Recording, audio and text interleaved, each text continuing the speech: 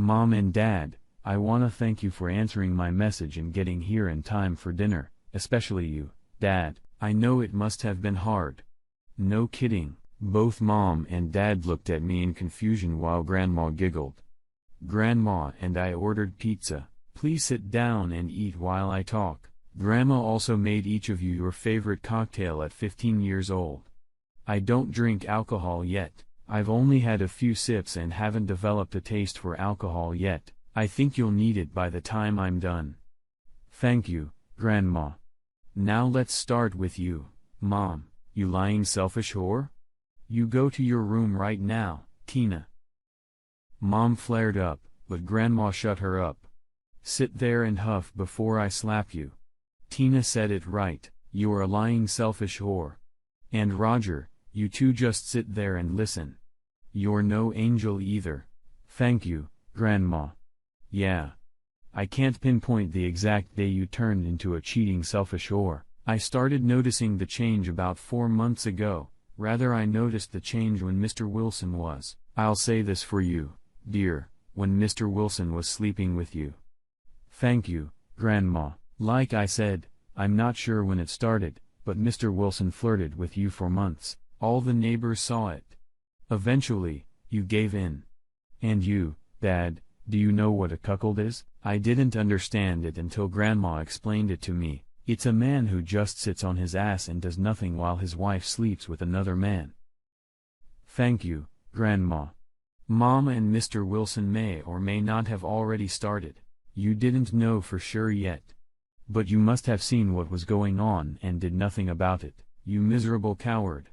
So back to Mom and Mr. Wilson. 4 months ago, my extracurricular times changed as I told you, but I don't think you took it to heart because Tina, today you can just say whatever you like and no one will take offense or look at you ask you because of the language you use. Heck, your parents used it a fair amount.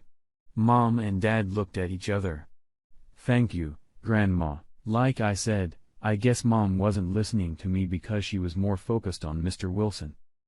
And, Mom, in my 15 years, I've never heard anyone swear as much as you did. Grandma, do you remember how many times I told you that Mom said, take me, it doesn't really matter, Tina? We have her words on video of what it was like before 10 cheating, and it ended with a long fuck. Thank you, Grandma. Yes, Mom, I have video surveillance installed all over my house, and you owe Grandma and Grandpa $2,500 for it. They'll take cash or check. It was a little expensive because it also comes with some cameras in your office, Dad, and Grandpa won't fire you because you're a good lawyer and Mom was the first one to make this whole mess. But if you continue to have your secretary, Grandpa will no longer tolerate you sleeping with her in the office. The whole staff can see what's going on. Grandpa said something about no fraternization, about the no fraternization policy. Thank you, Grandma. Now Mom was looking at Dad with a surprised how could you cheat on me? Look on her face.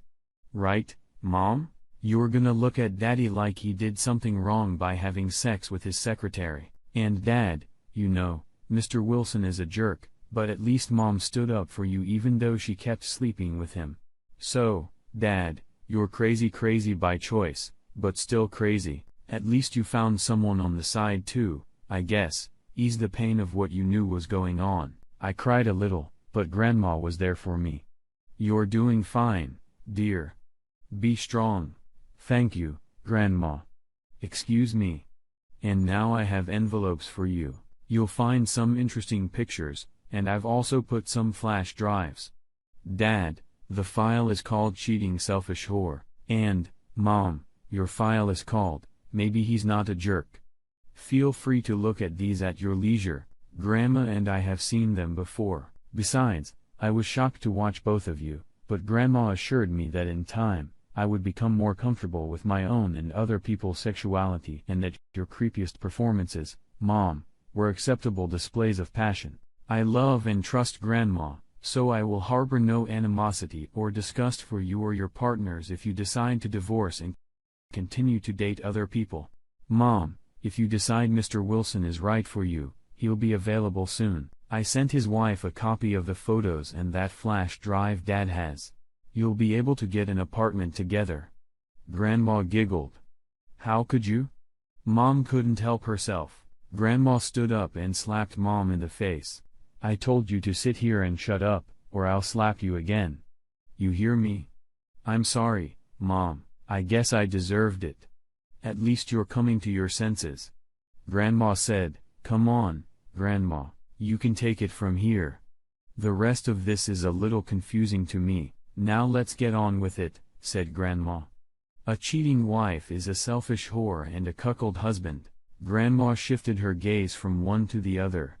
"Tina's grandfather helped us draw up the divorce agreement. You'll find that everything is in order, and since you both make a good living, there will be no alimony or need to split each other's pensions. It's a 50-50 split.